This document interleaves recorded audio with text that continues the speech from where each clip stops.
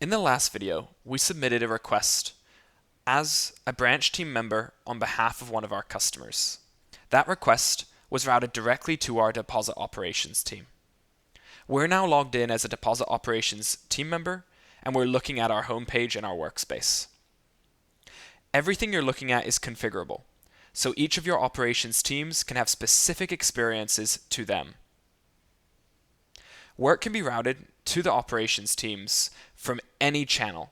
So whether it's being submitted on behalf of the call center, by a branch rep, directly from the customer from a online banking portal, all of that can be routed directly with the ServiceNow platform to an operations team.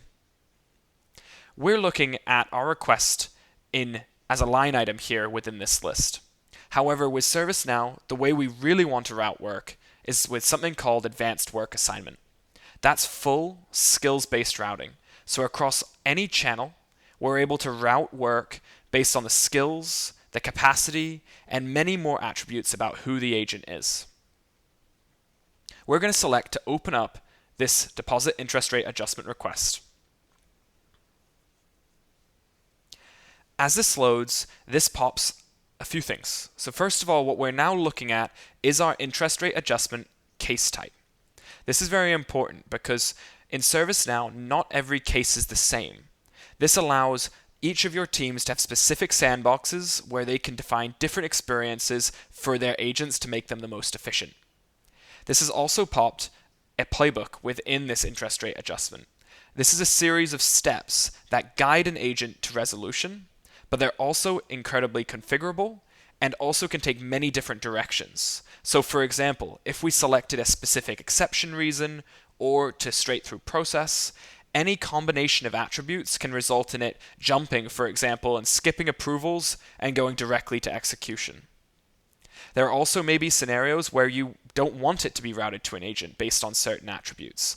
If those attributes are matched, then this would never even route to an agent and would be processed by the system.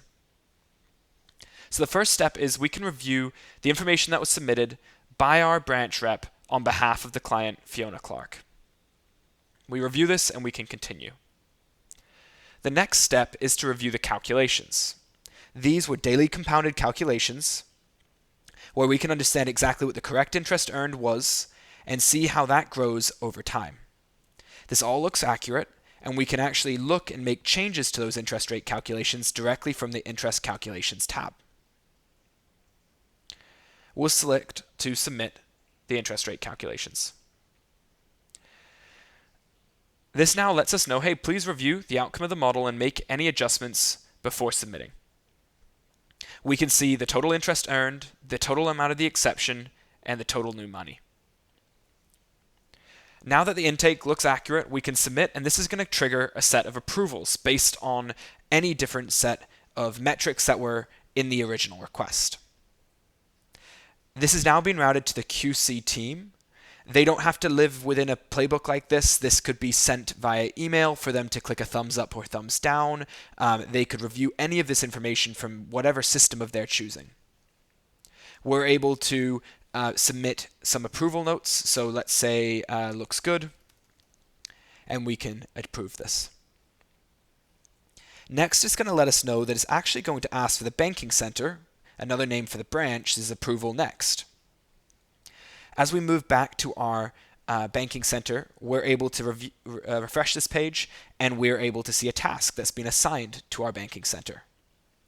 We can open this up. This may have questions or context or attachments all involved, and we can see that directly from this task. The moment we click to approve, it's going to complete that step of the playbook and move into leadership approval. Importantly, if, for example, we selected issue with calculated interest, we're actually able to reject this and have it jump back to the calculations section of the playbook. While if we put issue with account number, it could jump back to a different step of the playbook instead. Now that approvals are done, let's talk a little bit about execution. So execution is where ServiceNow goes from being just a task manager to actually taking action. This is really important because it means that your operations team members don't need to swivel to different systems. So before ServiceNow, they would have had to go into a core banking system and put a debit into the client account of $20,164. They then would have needed to swivel to the general ledger and subtract that 20,000 from that general ledger. Instead, with the ServiceNow platform, we can actually action back to those systems directly from here. So when we click to post these batch transactions, it's going to let us know that it has successfully posted those to the core systems and made that change on our behalf. We can then select for it to actually generate a rate addendum letter. This is really important because we're actually able to superimpose field values onto a physical letter that can be submitted and sent directly to our customer. So just letting them know that this change has been made on their behalf. When we click to generate this, it's going to say, okay, it's generated this for us, and it's going to actually attach that attachment directly to this record. It can be sent by email or however else you want this sent to the customer. We're going to send that rate addendum letter, and all of that has been completed. Now that we've done all of this, we're actually able to move into a reconciliation tab. This is really important because we went through all of those different steps in the playbook, and now we can, after the fact, whether we're a manager or if we are somebody part of QA, we can understand exactly what happened in a fully auditable log.